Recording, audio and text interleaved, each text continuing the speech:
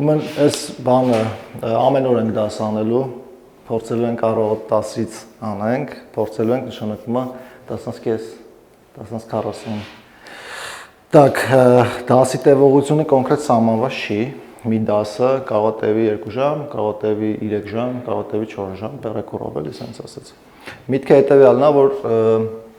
մոտավորապես 20 օրվա ծրագիր է ու նախատեսված է C++ իմացող մարդկանց համար, այսինքն ավելի շատ sense վերապատրաստողական ինչ-որ մի մոտեցում է, հիմնված սաղ ծրագիրը, հիմնված MERS-ի գրքերի վրա, որը որ կարաք հավաքեք արդեն հիմիկվանից, էլի, խոսքը Scott MERS-ի մասին է,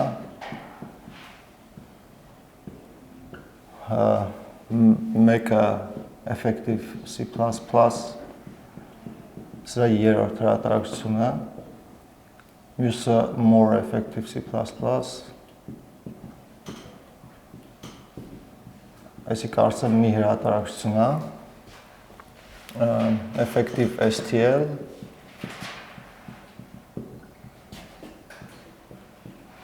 ու Effective Modern C++։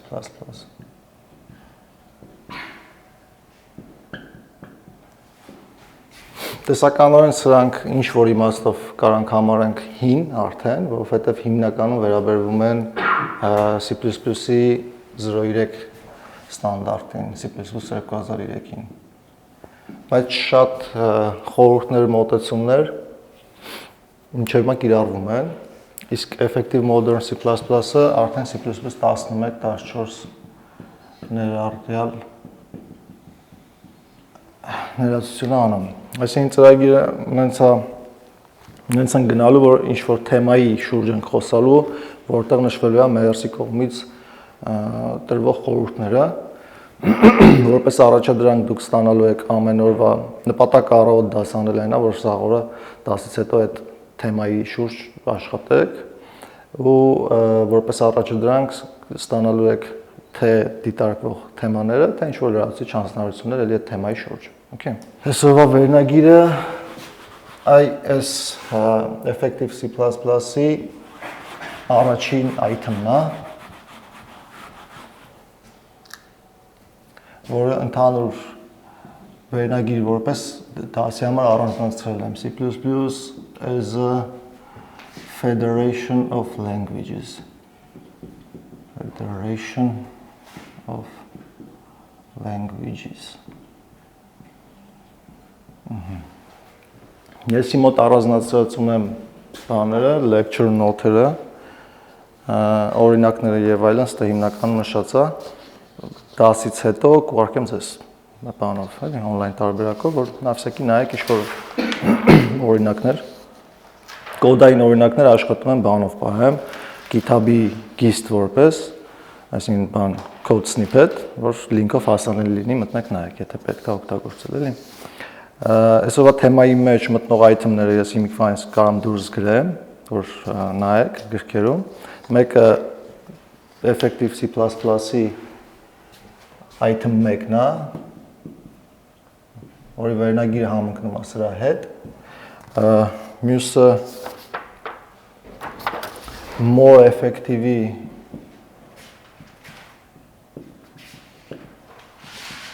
երեսունչորսերորդ item-ն է, վերնագիրներ մի անգամից գրեմ, understand how to combine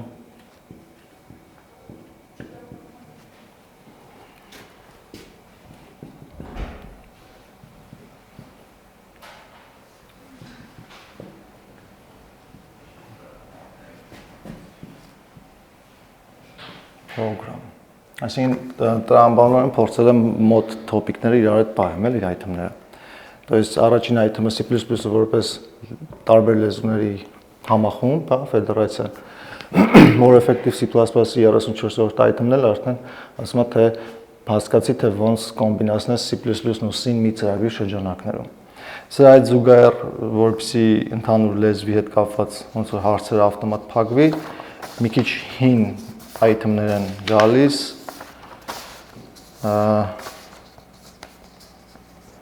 նույն more effective C++-ից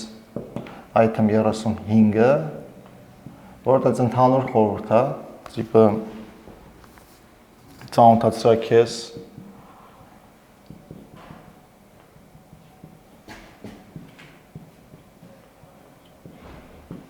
լեզվի ստանդարտի հետ with the language standard.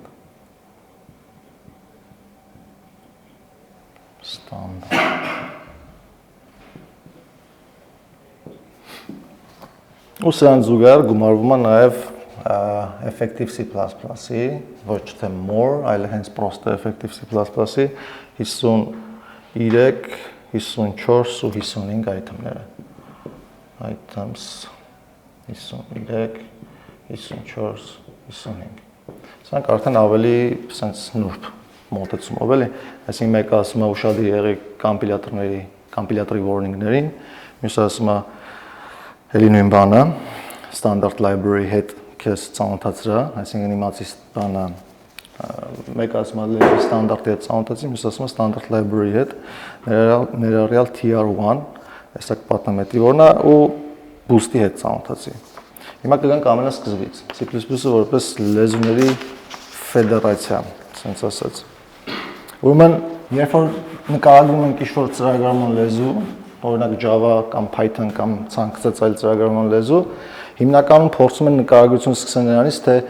ինչ մոտեցում է կիրառվում այդ լեզվում, այսինքն ինչ պարադիգմա ընդունված այդ լեզվով կամ լեզուն ինչ պարադիգմա support անում։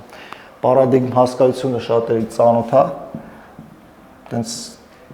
կիսատ թարգմանելով կարանք ասենք մոտեցում, հա, անգլերենով ասում են paradigm։ Հիմա C++-ը որպես այդպիսին ասում են, որ բազմա պարադիգմ լեզու է, multi-paradigm։ То есть չենք կարող հստակ ասենք, որ C++-ը իրանից ներկայացնում է օբյեկտ կողմնորոշված ծրագրարման լեզու, այդպես արտահայտություն չենք անում։ Բայց Java-ի դեպքում, երբ որ Java-ի մասին ասենք ինչ-որ դոկումենտացիա կարդաք, հանգիստ այդպես արտահայտություն կարող անեն։ Java-ն օբյեկտ կողմնորոշված ծրագրարման լեզու է։ C++-ը բազմա պարադիգմա, այսինքն մենք չենք կարող հստակ ասենք, որ կոնկրետ այսիշ պարադիգման է support անում լեզուն, այլ ընդհակառակը բազմաթիվ պարադիգմաներ support անում է։ Սկսած պրոցեդուրալ պարադիգմայից procedural, եթե ճիշտ եմ գրում, էսի նավսյակի կնշեք մոտներդ, որը by default C++-ի բնույթն է, որովհետև C լեզուն որպես այդպիսին պրոցեդուրալ է, ու C++-ը ի սկզբանե ստեղծվել է այն մտքով, որ ընդլայնի C-ն որպես լեզու, այսինքն C-ն չունի ինչ-որ, չգիտեմ, ժամանակակից n թվերի համար, ժամանակակից ֆունկցիոնալ ֆիչերներ,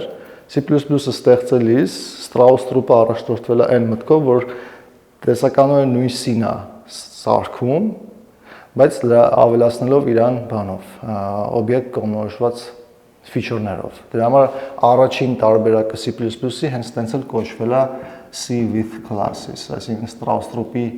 տան կոմպյուտերի մեջ այդ պապկա կա, որի վերնագիրը սենց է, հիմա կարող ջնջել է։ Այդ պապկի մեջ գրած է, թե C++-ի կոմպիլյատորը, որը C-ը compile անում, բայց դրա հետ մեկտեղ նաև կլասները հասկանում, էլի։ Հիմա պրոցեդուրայինը շատ հաճախ սկսնակները խառնում են ֆունկցիոնալի հետ։ Երբ ասում են C-ն ֆունկցիոնալ պարադիգմա է support անում, դա սխալ արտահայտություն է։ Պրոցեդուրայինը ուրիշ է, ֆունկցիոնալ ուրիշ է։ Functional-ը եւս իրանից ներկայացնում է պարադիգմա, որը ինչքան էլ տարօրինակ է, բայց C++-ը էլի support անում է։ Այսինքն, եթե հերթականությամբ գանք,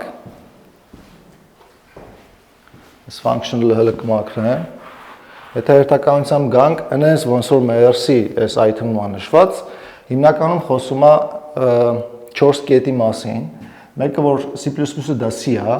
то есть by default պրոցեդուրային պարադիգմա support անում է, մյուսը որ C++-ը ստեղծվել է նաև որպես օբյեկտ կողմնորոշված ծրագրարման լեզու, այսինքն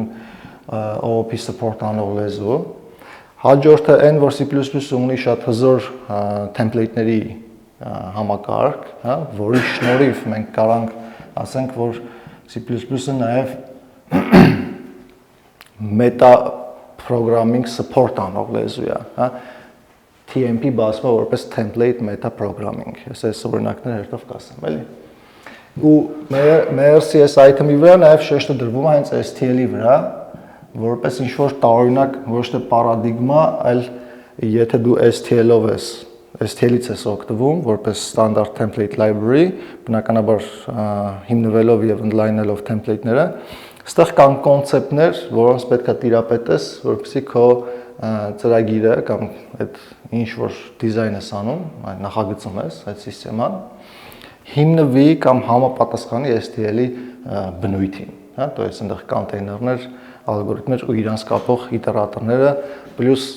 function object-ները, որոնք որ օգտագործում ես ալգորիթմներին փոխանցելուց, էլի։ Okay, այս սրան դուք կարող եք նաև ավելացնեք մեյերսում դրա մասին չի նշվում, բայց կարող եք ավելացնեք functional-ը։ То есть որպես պարադիգմա support անող լեզու, C++-ը կարող ենք վստահորեն ասենք, որ կակ մինիմում 4 պարադիգմա support անում է։ Պրոցեդուրային, ֆունկցիոնալ, օբյեկտ կողմնորոշված ու մետա ծրագրավորում, էլի, template meta programming։ Հիմա պրոցեդուրալը ինձ թվում է մարդ չկա, որ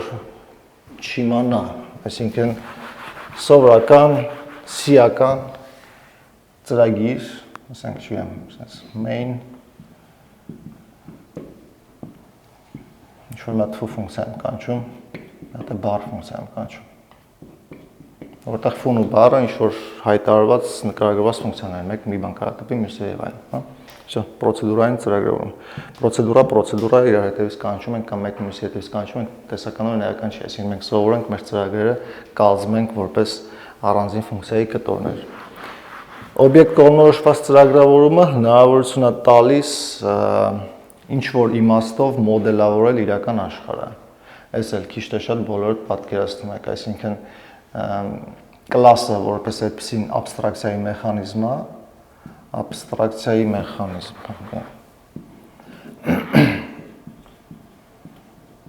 Դրանպես որ հարցազրույցի գնանք հարցնենք կլասը ինչ է, հիմնականում սկսնակները լրվում են։ Հա, խոսքը չգիտեմ, դե կլասի միջոցով կարանք օբյեկտ սարքենք կամ կլասով կարանք հայտարարենք բանը, անդամ փոփոխականներ, ֆունկցիաներ, բան sense էլի։ Ամենակարճ պատասխանը, որ ձեզ հարցնեն կլասը ինչ է, ասեք կլասը абստրակցիայի մեխանիզմ է։ Այսինքն հնարավորություն է տալիս абստրակցիայի ենթարկել։ Абստրակցիայի ենթարկելն էլ այնա, որ օբյեկտի սովորաբար ասում ենք իրական աշխարհի։ Իրական աշխարհի օբյեկտի առանձնացնող հատկությունները դուրս բերելը ըստ դիտորդի, հա, ըստ observer-ի։ То есть գոյություն ունի ինչ-որ մեկը, ում համար Աշոտի երեկվա բերած օրինակը, ում համար այս մարդը բանը բանկի հաճախորդ է, ու գոյություն ունի մեկը, ում համար այս մարդը ընկեր է։ Հա, մեկի համար ընկեր է, մյուսի համար բանկի հաճախորդ է։ Դա բնականաբար կարող համընկնի իրար հետ, էլի։ Տիպը բանկում աշխատում ես, քո համար համ հաճախորդ է, համ էլ քո ընկերն է, դա ձևական բան է, առանձնացում է, էլի։ Հիմա միտքը այն է, որ եթե դուք գրում եք համակարգ, որտեղ որ արտահայտելու եք այս անձի մասին ինֆորմացիա, որը այդ համակարգի շրջանակներում օգտագործել եք, դուք ենթարկում եք абստրակցիայի այն հատվածով, որը որ ձեզ պետք է։ То есть ձեզ հետաքրքիր է այդ մարդու վարկային պատմությունը, ֆինանսները, չգիտեմ, աշխատում չի աշխատում, միջին աշխատավարձի ինչքան է եւ այլն եւ այլն, sense մենակ այդ կտորի համար դուք ստեղծում եք class client, ու այս client-ի մեջ նկարագրում եք համապատասխանաբար այն հատկությունները, որոնք որ ըստ ձեզ պետքա համակարգում այդ օբյեկտը արտահայտելու համար։ Սա ասում է ենթարկում ենք абստրակցիայի ըստ դիտորդի, ըստ observer-ի, ով է այդ абստրակցիայի ենթարկում, էլի։ Հիմա օբյեկտ կողմնորոշված ծրագրավորումն էլ ասում է, որ համակարգը կողմնորոշված է դեպի օբյեկտները։ То есть ցանկացած բան, որ կատարվում է այդ համակարգում, օբյեկտների փոխազդեցություն է։ Օբյեկտները փոխազդում են միմյանց հետ։ Հիմա դե սկզբունքներ կա, գիտեք, ինկապսուլյացիա, ժառանգում, պոլիմորֆիզմ եւ այլն, դրանք ընդհանրապես սկզբունքներ են։ Այսինքն պարտադիր պայման չի համակարգում ունենալ ժառանգում, պարտադիր պայման չի օբյեկտները լինեն պոլիմորֆիկ, տիպերը ավելի շուտ լինեն պոլիմորֆիկ։ Միտքը նա հիմնական, որ օբյեկտ կողմնորոշված համակարգում ամեն ինչ կողմնորոշված է դեպի օբյեկտները։ Solid-ը սկզբունքների ցուցակ է, որը օգնում է քեզ ծրագիրը ավելի նախագիծ է, ավելի ընդլայնվող ու սիրուն պահես, էլի։ Այսինքն սկզբունք է, որը դուրս է բերվել, կամ սկզբունքների ցուցակ ավելի շուտ, որը դուրս է բերվել ժամանակի ընթացքում ինչ-որ սխալներ թույլ տալուց, հետո իրար հավաքվել գծե բռնել են, ասել են եկեք սրանից հետո պայմանավորենք սենց անենք։ Այդ պայմանավորվածությունը դա սկզբունք է, էլի։ Հիմա OOP համակարգում, երբ որ ամեն ինչ կողմնորոշված է դեպի օբյեկտները, նշանակում է ցանկացած բան, ցանկացած էություն արտահայտելու համար քեզ պետք է առաջինը հորինել այդ էության տիպը։ Ինչ տիպի մասին է խոսքը գնում, որովհետեւ հետո է դրա instance-ը ունենաս, այսինքն կոնկրետ նմուշը, որը կարա համագործակցի մեկ այլ տիպի, մեկ այլ նմուշի հետ, ու արդեն դու քո բանը համակարգը աշխատող վիճակում ունենաս։ Իսկ սա արդեն template metaprogramming-ը երևի ամենահետաքրքիր կտորներից է,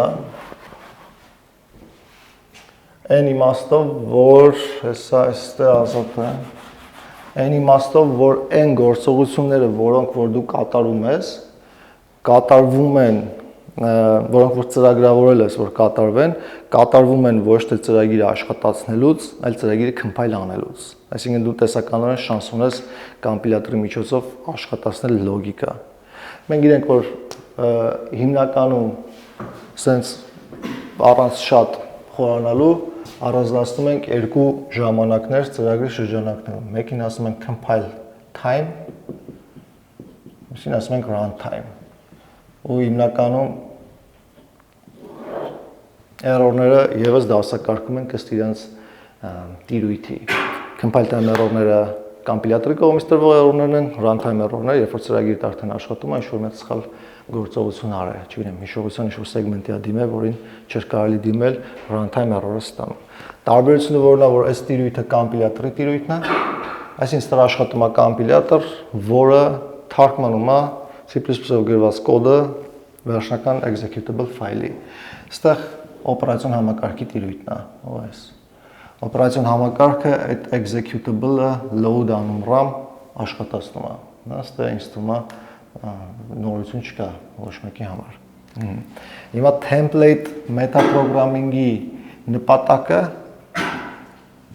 programming-ը կազմակերպելն է այս տիրույթում այնց, որ compile լինելու ընթացքում ինչ-որ արդյունքներ գեներացվեն։ Ես այս մի հատ շատ կլասիկ օրինակ կբերեմ, factorial-ի բանը հաշվարկումը compile time, բայց մինչև այդ երկու բառով template-ի մասին։ Template-ի հիմնական նպատակը նա որ ամենատարածված օրինակ max ֆունկցիան, դա ինչ որ մի հատ ֆունկցիա ենք ուզում գրենք, որը երկու թվերի մաքսիմումն է ստուգում։ Հիմնականում նույն գործողությունն է կիրառվում։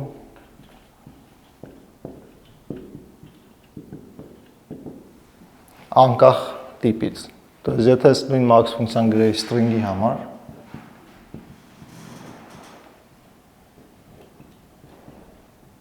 Նստե պայմանավորվում ենք, որ constructor-ով պետք է փոխանցենք։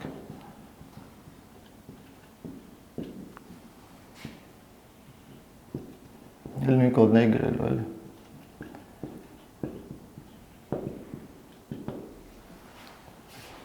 Հիմա միտքը template-ների են, որ դու որպես ծրագրավորող խուսափի կոդի կրկնությունից իրականացրա generic ինչ-որ մի հատ ֆունկցիա,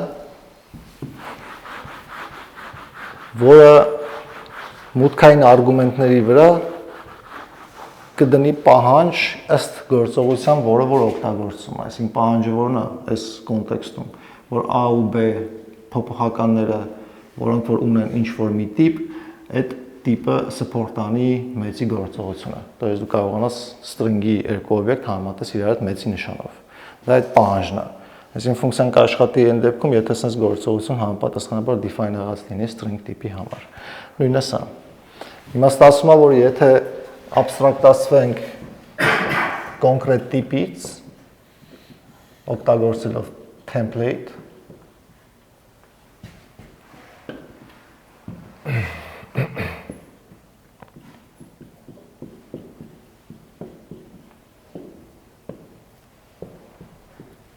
լոգիկաների նույնն ենք պահում։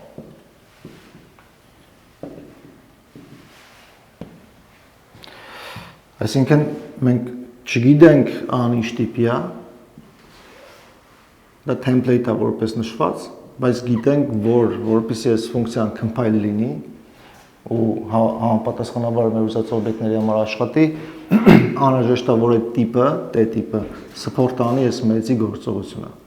Այսքան բան։ Ոստեղ ուրիշ requirement-ներ եւս կա։ Եթե տիպի փոփոխական argument որպես սպասում, նշանակում է պետք է ինքը copyable տիպ լինի, էլի, то есть կարողանաս copy անես։ Ինչ որ մեկը max կանչելուց փոխանցի պիտի copy անվի։ Բայց դա հիմնական շեշտը սրա վրա եմ դնում։ Հիմա սա հնարավորություն է տալիս մեզ, որպես ծրագրավորող, ձեռբազատվել այդ բանից, վալակի տայից, էլի, ռուտինի գործ անել, մի հատ int-ի համար max գրել, մի հատ double-ի համար, մի հատ չգիտեմ, string-ի համար, մի հատ մնացածի համար։ Ու այս ամեն ինչը որ գեներացվում է, ինչը որ անհրաժեշտ է ավելի շուտ, մաքսիմումը հաշվելու համար, կգեներացվի կոմպիլյատորի կողմից միայն այն դեպքում, երբ որ համապատասխանաբար տիպի համար օգտագործվի։ То есть եթե max-ը մենք կանչենք այս template max-ը, մենք կանչենք երկու հատ int-ով, կոմպիլյատորը կգեներացնի այս max-ի int-երով տարբերակը, int վերադարձնող, int ստացող։ Եթե այս max-ը կանչի երկու հատ string-ով, կոմպիլյատորը կգեներացնի string ստացող, string վերադարձող տարբերակը։ Հիմա այն դետալները կարծեմ մի 10-11 հետո է, թե ոնց է այդ type deduction-ը աշխատում, հա, ոնց է template-ը ջոգում, թե իրան փոխանցած օբյեկտի ինչ տիպի է, այդ դետալների մասին խոսանք հլը, բայց այդտեղ շեշտը դրեք նրա վրա, որ երբ որ մենք ունենք template, վերջնական compile եղած կոդի մեջ այս template-ը գոյություն չունի։ Այսինքն կոմպիլյատորը compile անելուց template-ները երկփուլով է մոտենում։ То есть մի անգամ կոդի վրայով անցնելով տեսնում է թե max ֆունկցիան որտեղ է օգտագործված, ինչ կոնտեքստով, ինչ տիպերի համար, գեներացնում է այս ֆունկցիայի կրկնօրինակը առանց այս template բառերի, то есть int վերադարձնող max ֆունկցիա, որը ստանում է int a, int b եւ այլն։ Ու երկրորդ պրախոդով ջնջում է սա։ Երկրորդ պրախոդով compile անում այս ֆունկցիան, անես ոնց որ ծրագրավորներ դա գրե, template չկար։ Այդ compile անելուց, եթե ինչ-որ անհամապատասխանություն լինի, օրինակ գործողություն ենք օգտագործել, որ այդ տիպը support չի անում, օրինակ max ֆունկցիան է կանչած ab-ով, որտեղ a-ն ու b-ն student տիպի են։ Student ab։ Եթե student տիպի համար սահմանված չի մեծի օպերատորը, համապատասխանաբար compile error կստանանք, բայց ոչ թե template-ի գեներացիայի ժամանակ, այլ compile անելու ժամանակ։ Template-ի գեներացիայի ժամանակ ընդհանրապես գեներացվելու է այս նույն ֆունկցիայից, որը ստանում է student ու կոդը copy paste անում իրան մարմնով։ Մաքրում է այս template-ը երկրորդ անցման ժամանակ compile անում անես, ոնց որ ծրագրավորողները այդ max-ը գրել, բայց student ստացող ու բողոքում է ծրագրավորողից, թե student-ը չունի մեծի օպերատոր։ Այս ինչի է սա է։ Այսինքն վերջնական executable-ի մեջ տեղակայված կոդը որպես այդպեսին template չունի։ Այս template-ը դա գեներացիայի կոդի գեներացիայի ինչ-որ մեխանիզմ է։ Համարյա նույն ձև ինչ-որ կլասը, то есть երբ որ մենք կլաս ենք գրում, գեներացում է ստրուկտուրա, global ֆունկցիաներ, որոնք այդ ստրուկտուրայի օբյեկտը ստանում են որպես argument, սրա մասին կմանրամասնեմ նաև սեքի հետո։ Հիմա օգտվելով այս սկզբունքից, որ մենք գիտենք, որ template-ը մշակվում է compile time, շատ լավ օրինակ կա, մի քիչ հին է, հիմիկվա C++-ական ստանդարտներով ավելի սիրուն կարելի է դա գրել, բայց լավ միջոց է հաշվելու թվի ֆակտորիալը compile time։ Այսինքն ինչ է նշանակում հաշվել compile time, նշանակում է երբ որ ծրագիրը արդեն run եմ անում, այդ արժեքը ես պետքա ունենամ, ֆակտորիալի արժեք, էլի։ Թվի ֆակտորիալ գիտեք, բան չանեմ, ներածություն չանեմ։ Հիմա պատկերացրեք այսպես template ունեմ։ Type name-ը struct factorial struct-ը, function չի։ Struct factorial որտեղ struct-ը մտնում որ by default public լինի, էլի։ Struct-ի ու class-ի տարբերությունը որն է private, ասա private։ Ճիշտ է, այսինքն class-ից բացարձակ տարբերություն չկա, բացի default visibility modifier-ից։ Դա C++-ում։ Եթե ասեն C struct-ը ինչով է տարբերվում C++-ի struct-ից, դա ամեն ինչով։ Ներառյալ իրենց բանը, ամբիցիաները։ Հիմա struct factorial ունեմ, template type-ն եմ նշը։ Ներողություն։ Բանի default գրելու բանով եմ գնացել int n։ Ինչի շատ տրուկ չի ասի, բայց օրիգինալ մոտեցում է։ Այսինքն երբ որ դու template ես գրում, պարտադիր չի որ այդ template-իդ համար սահմանես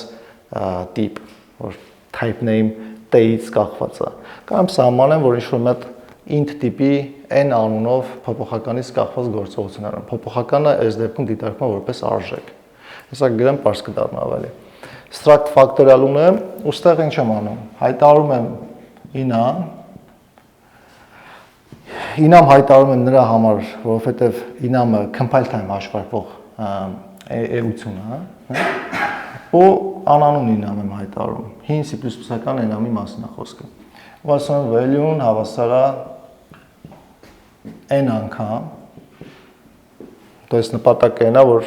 factorial struct-ը փոխանցված n թվի factorial-ը հաշվելու տա։ Ասում եմ հաշվի, այս value-ն բանա, իմ կողմից հորինած բառ է, ծրագրավորվել, էլի։ То есть value-ի փոխարեն կարող գրեք արժեք, sense արժեք։ Դե value-ն հավասար է n անգամ factorial n-1 երկու կետ value այս կետ սրակեց տպեչ այս կետ սրակել տեսեք ստե օգտվում եմ factorial n-1 scope resolution operator value այսինքն այս enam-ի value-ից օգտվելու պահն է, էլի։ Հուսով եմ enam-ից գոնե մի անգամ օգտագործած կա, գիտեք, որ enam-ը բան է, փլուդ է անում, scope-ը որտեղ ինքը հայտարարված է։ Այսինքն եթե ունենք այսպես բան, հոսքի չգիտեմ, class struct եւ այլն ինչ-որ մի գրած ու մեջ ունենք enam մեջը v, այսենց, այս enam-ի v-ն իր անունը որպես, այս scope-ում է դուրս գալիս, հա? То есть enam-ի արժեքից օգտվելու համար ինտուիտիվ m2.v կամ m.v չես անում, պրոստը v ես անում։ Այսինքն enam-ը զուտ enumeration-ը մտցնելու միջոց է, հա? Դրա համար ես ստեղ ասում եմ factorial տիպի scope resolution operator-ը value։ Ու դրա համար enam-ը անանուն եմ դրել, որովհետև ես enam-ի անունից polyvom-ը չէի օգտվելու, էլի։ Okay։ Հեսա մի քիչ բան արեք, ուշադրություն դարձրեք, հետաքրքիր կգնա։ Հիմա եթե սա compile անենք, կոմպիլյատորը ինչ է անելու։ Եկեք այստեղ օգտագործման ձևը գրեմ։ Ես ուզում եմ main-ում ասեմ cout factorial 4-ի սուբլավեսկոպը value factorial 4-ի value, այսինքն հաշվարկի 4-ի factorial-ը 4 անգամ 3 անգամ 2 անգամ 1 ու դրա արժեքը cout-ը։ Էֆեկտը այն է, որ եթե ես օգտագործում եմ template, ստե ուշադրություն դարձրեք պարտադիր չի տիպ տամ, արժեք եմ տվել։ Եթե ես օգտագործում եմ template-ի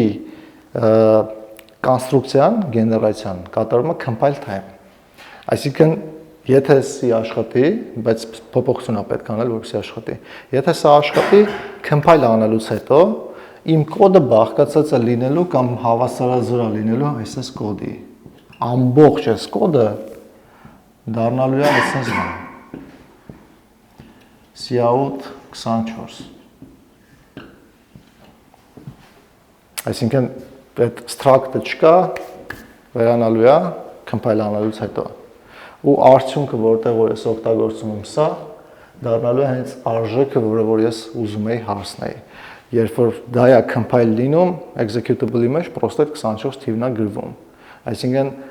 factorial-ը ի հակադրում սրա, եթե ես ֆունկցիա գրեմ սովորական factorial-ի հաշվարկող, ոչ const export ֆունկցիա, սովորական մեր հին իմացած ֆունկցիան, recursive կամ iterative։ Այդ ֆունկցիայով եթե factorial-ը հաշվարկեմ,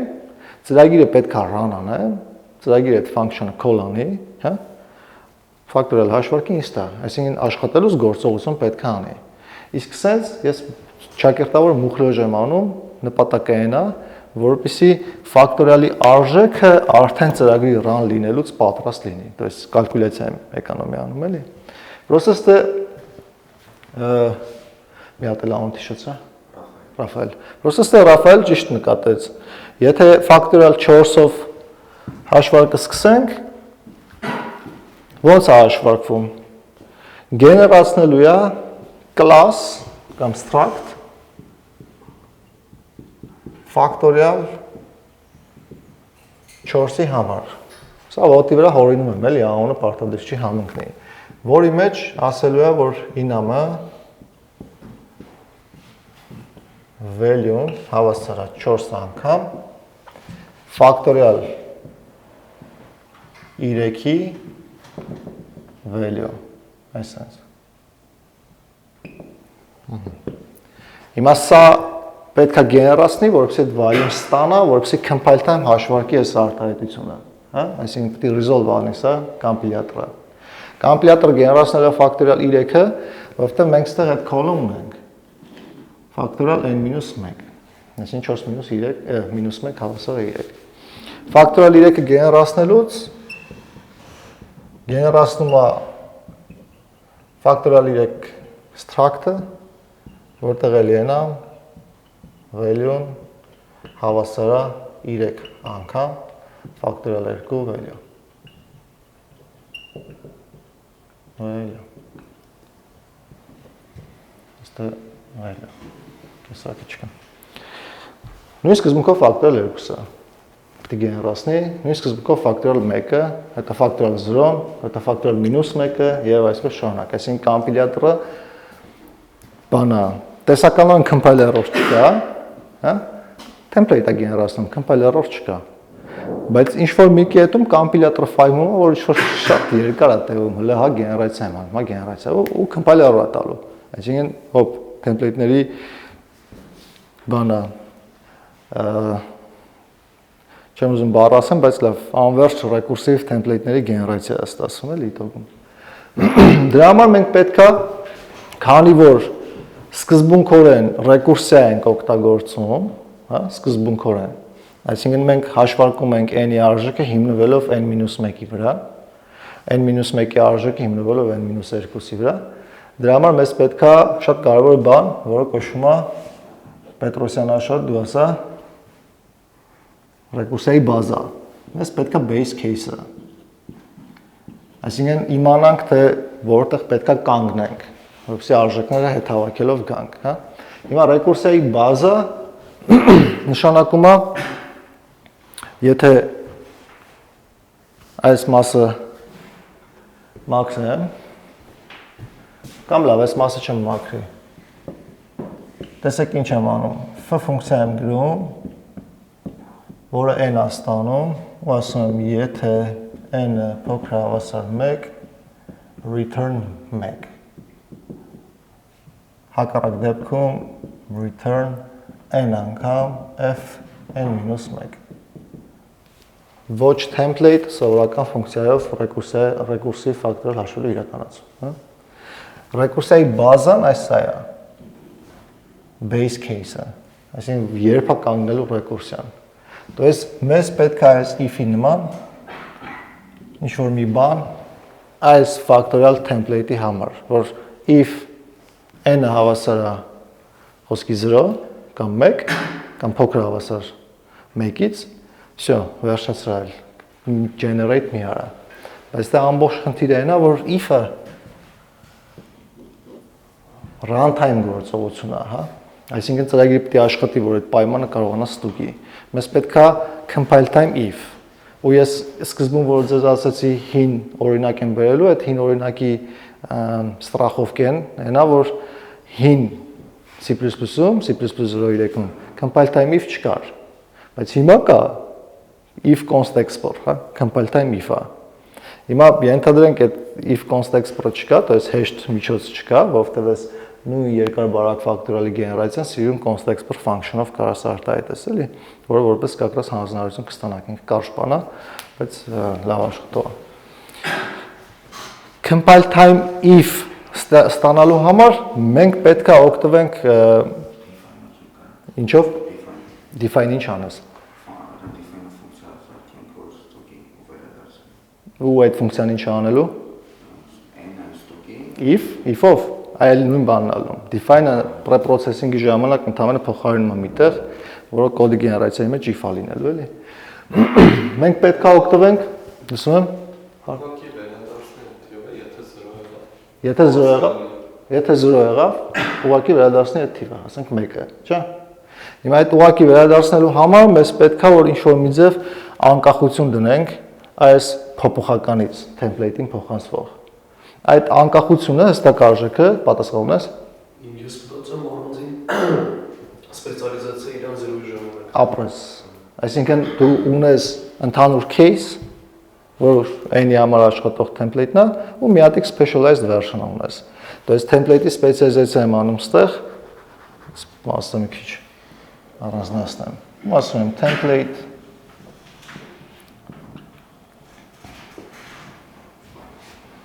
struct factorial 0-ի case-ը։ 1-ի case-ն է կարանք, 1-ով է կարանք անեմ, ինչ կան։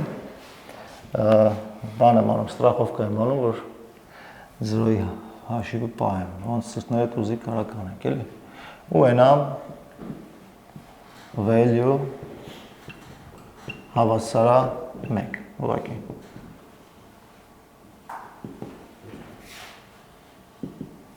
Այսինքն կանգնացնում եմ գեներացիան։ Երբ որ factorial 4-ի համար գեներացնելու factorial 3-ի 3-ը որպեսզի սրա value-ն ստանա, factorial 3 գեներացնելու համար գեներացնել factorial 2-ը որպեսզի սրա value-ն ստանա, factorial 2-ի համար factorial 1-ը մի քիչ ավել եմ դրել, էլի։ Factorial 1-ի համար factorial 0-ն, factorial 0-ի համար արդեն կոմպիլյատորը նայում է կա սպეციալիզացիա արած վերսիա, որը ծրագրավորում է տրամադրել։ Ես էլ չշարունակեմ։ Օգտվում այդ սպეციալիզացիա եղած վերսիայից համապատասխանող value-ները տեղադրում է ու այնտեղ որտեղ որ այդ կանչը տեղի է ունեցել գրվում է վերջնական այդ թիվը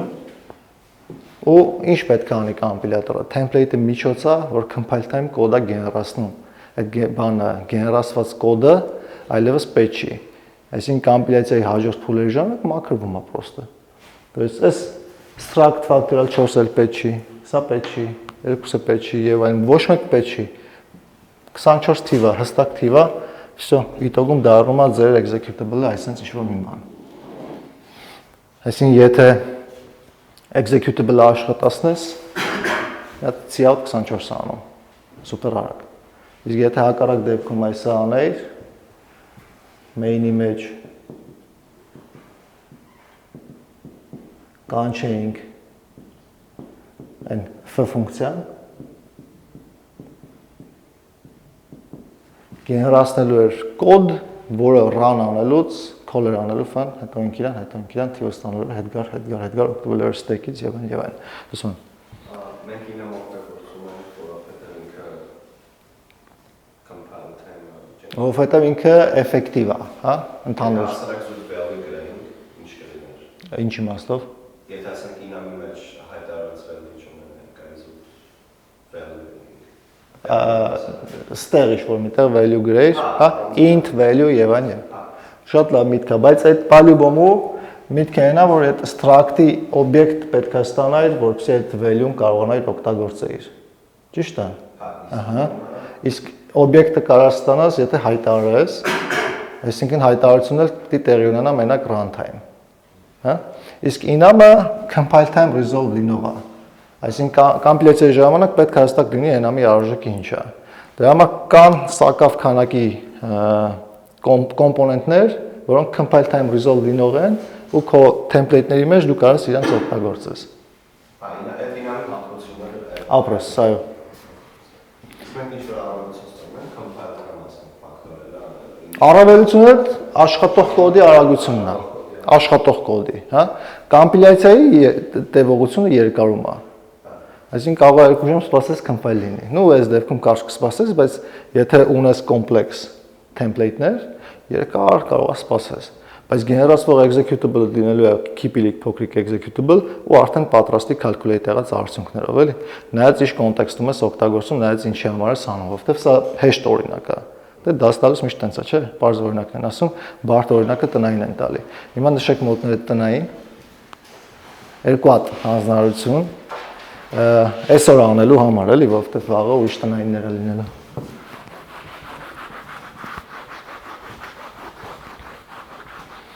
Մեկը իրականացնել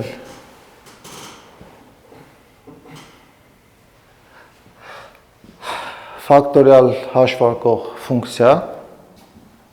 այդ ֆունկցիայից առաջ const export գրեք, իրականացնել ֆակտորիալ հաշվարկող const export ֆունկցիա, const export, մեր դասերից կարծեմ երրորդ տոլի չորրորդը const export-ի մասին է, երրորդը, այսինքն պրոստը const export int f, որը ստանում է այդ նույն բանը, Really compile time անում, կոմպիլյատորը քեզ ասում է ինչ template-ներ, ինչ բան։ Ես ոնց ստուգենք որ compile time անը։ Այդ լավ է, այդ հենց անձնարարության մասը, չես կարա։ Բան ես անում, պատկերացրու C-ն ես անում, ինչ որ value, ոնց կարա compile time լինի։ Իսկ ոնց պետք է աշխատի այդ դեպքում const export ֆունկցիան։ Ջոգիր միտքը։ Մտածելու տնային ավելի շատ էլի։ Կիրականացնեք ու հետո այդ հարցը ես ձեզ պետք է տայի, բայց արդեն աշուտը հարմարություն արեց, ինչև է։ Երկրորդ տնայինը այս նույն սկզբունքով, այսինքն struct factorial օրինակով, template ունենալով, իրականացնել Fibonacci n-րդ թիվը կամ n-րդ անդամը ստանալու գործողություն։ Այսինքն էլի recursive template class եք սարքելու, էլի։ Արթուր չես փոշմանա, չէ՞ որ եկել ես։ Okay։ Նշում ես, չէ՞ մոտդ, բայց թե հիշում ես։ Okay։ Այդ սվանից տետր գրիչով եկեք, որ նշումը շատ է կանելու, էլի։ 10-10-ները լեգիտիմացիա սանուղի են, Բայց հավանաբար օրվա վերջ, բայց դրա վրա հույս մի դիր, էլի։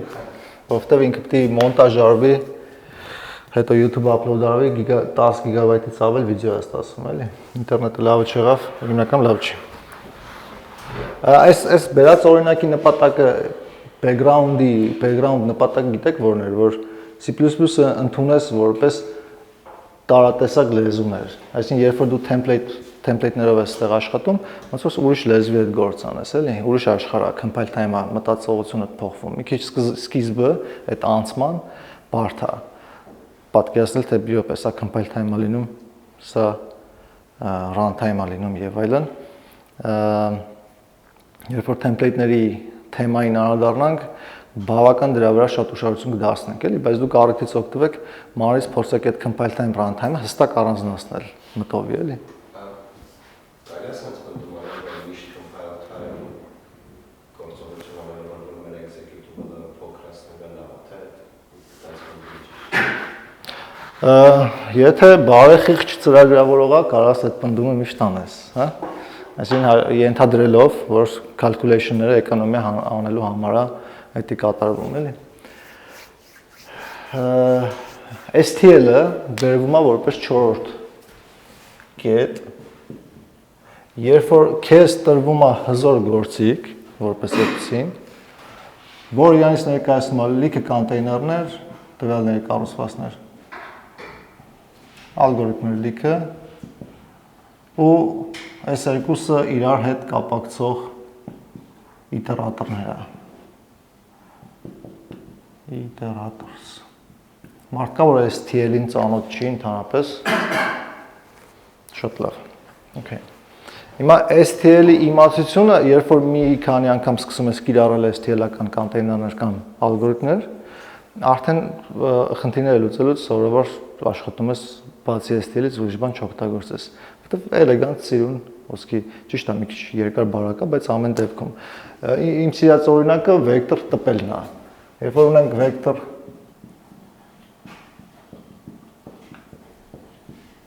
ասենք չգիտեմ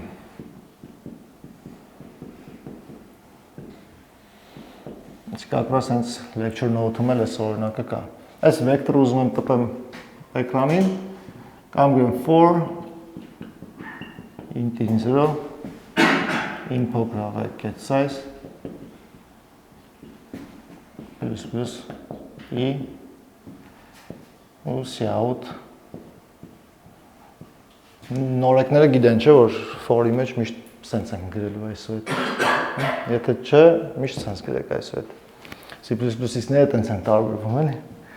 Cout vec e։ Տպումա վեկտորը։ Էկրանին 1 2 3 4 5 6 7 թվերը։ Այլ տարբերակը օգտագործել range based for։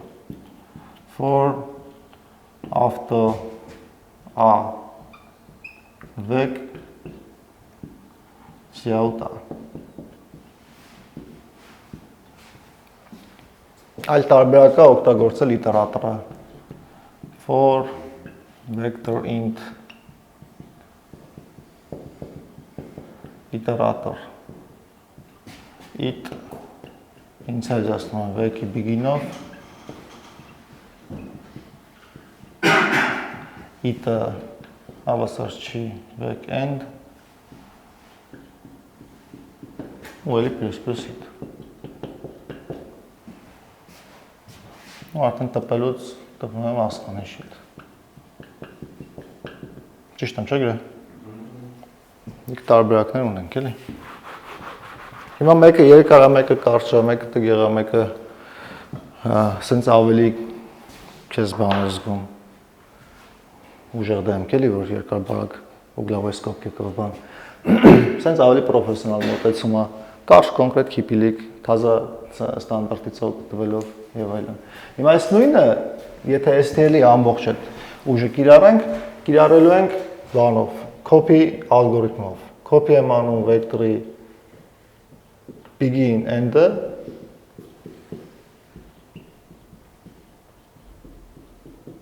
ostream իտերատոր օգտագործելով։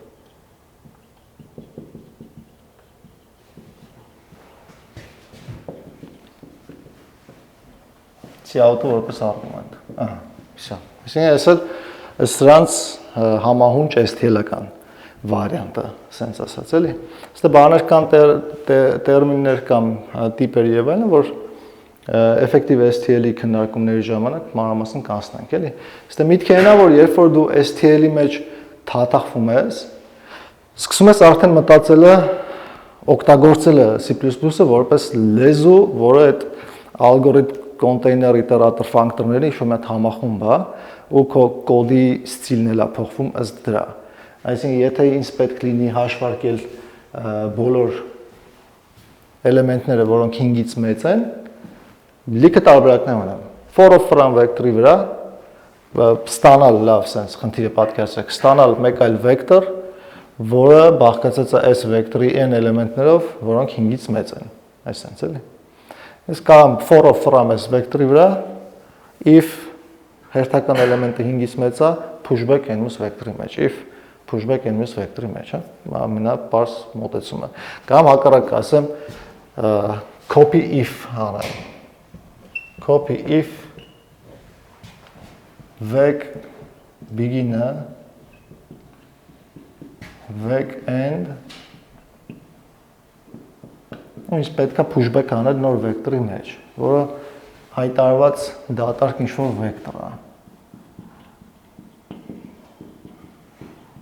Այդ երկուս, այսպես։ Հիմա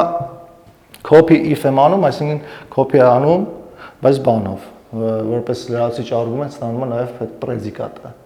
պայման ըստ որի աշխատելու է։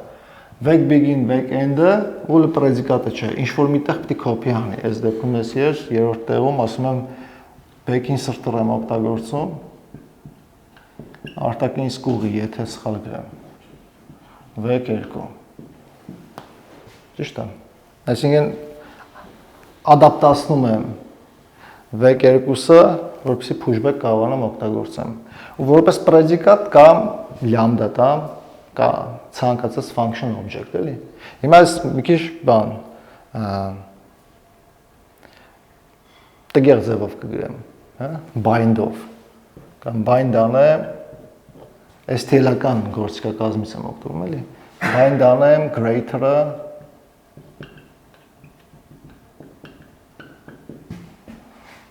placeholders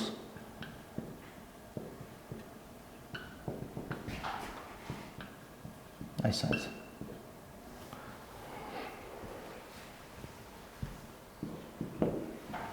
Այսի երկար բարակ անիմաստ անկապ ձևն է, այսպես լամբդա օգտագործելու։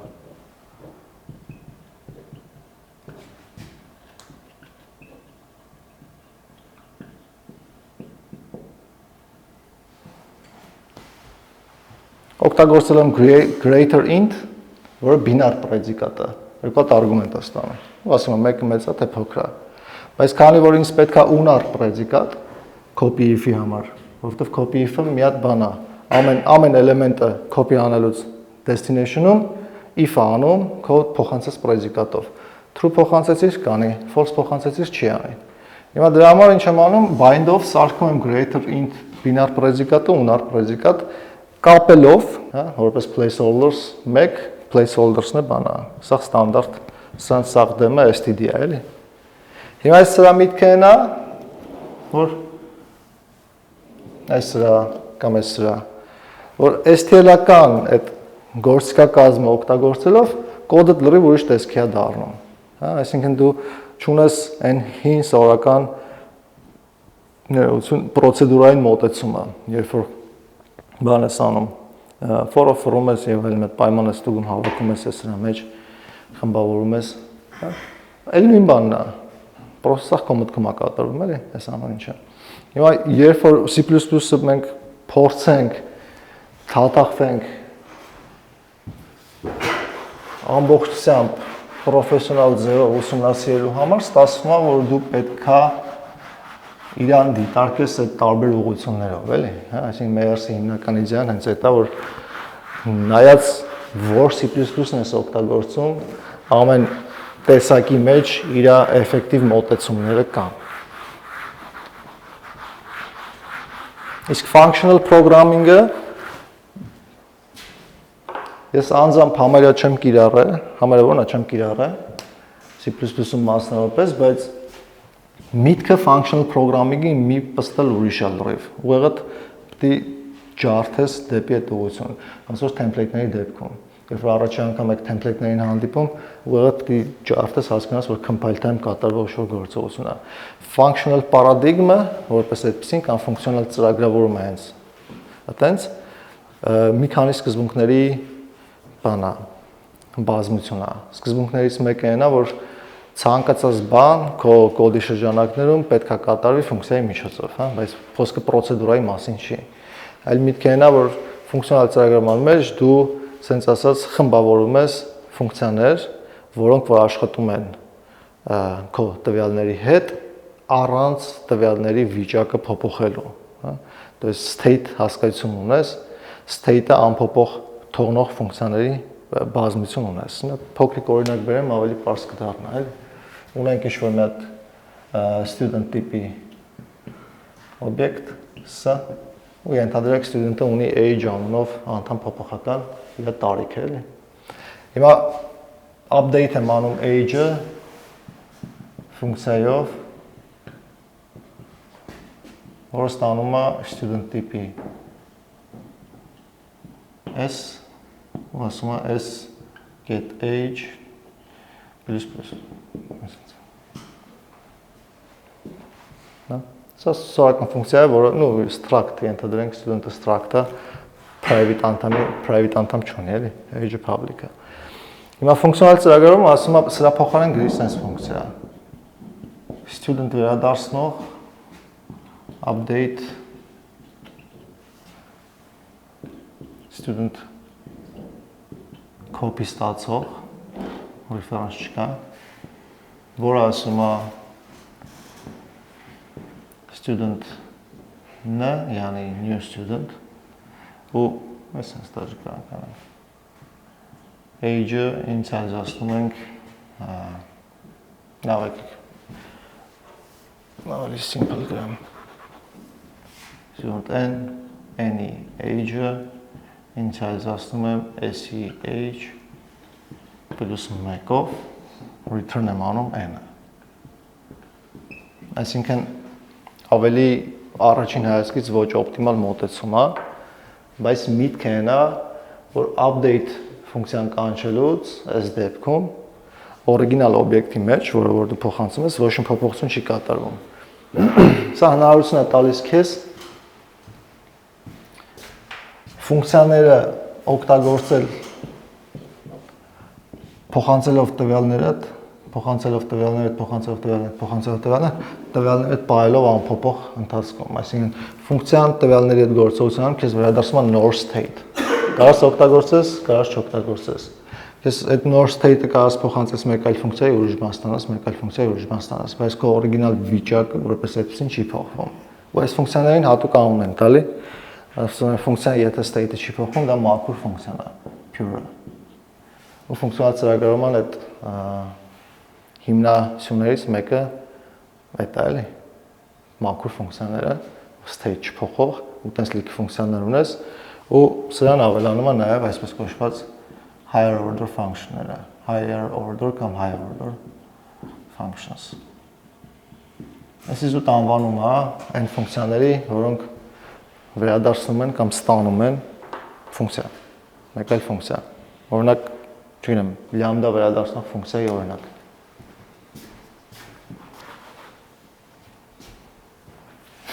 Խոսքի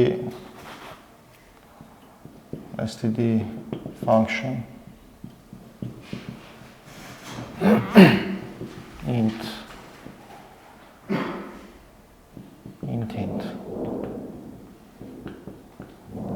վերադարձնող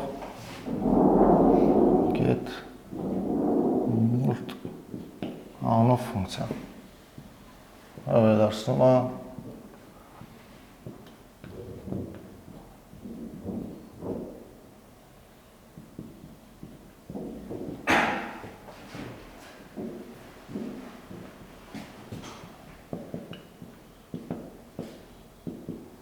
այսպես ֆունկցիա որը վերադարձնում է մեկ այլ ֆունկցիա, որը կարող է բազմապատկի երկու թիվ իրար հետ։ Այսինքն սա օգտագործելուց կարող ասեմ auto malt հրագրի get malt։ Ասեմ բազմապատկի թվեր իրար հետ։ Ոսկե 4-ը 5-ը բազմապատկի։ Այսպես մի բան։ Տեսականորեն անիմաստ է, առաջի այսքից որ նայում ես, իմաստը որ նայում է պրոստը բազմապատկի։ Բայց միտքը այն է, որ get malt-ը ֆունկցիա է վերադարձնում,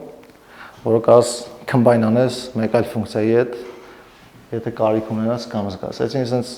5-10 րոպեվա շրջանակներում բնականաբար այս թեման չի շոշափվի, հա։ Բայց մոտավոր պատկերացում պետք է ունենաս։ Որովհետեւ այդ մոտավոր պատկերացումը կոնկրետ այս higher order function-ների դեպքում ձեր մոտ շատ լավ նստի, նշեք ձեր մոտ 3-րդ հանձնարարություն այսօրվա։ Ու հանձնարարությունը կոդի տեսքով է։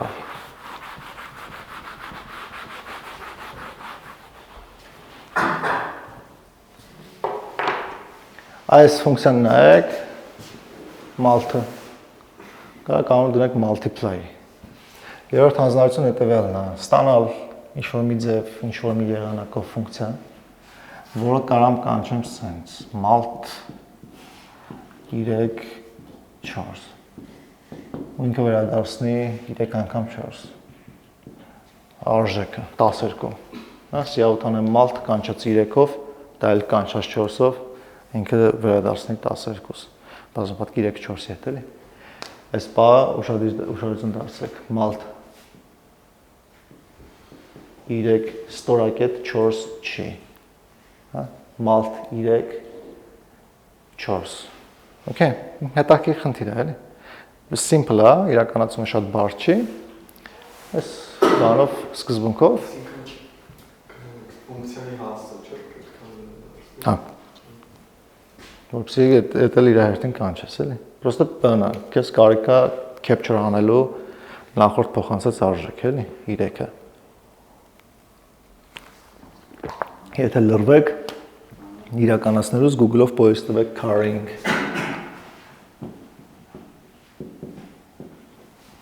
Հենց կոնցեպտը է դա, էլի,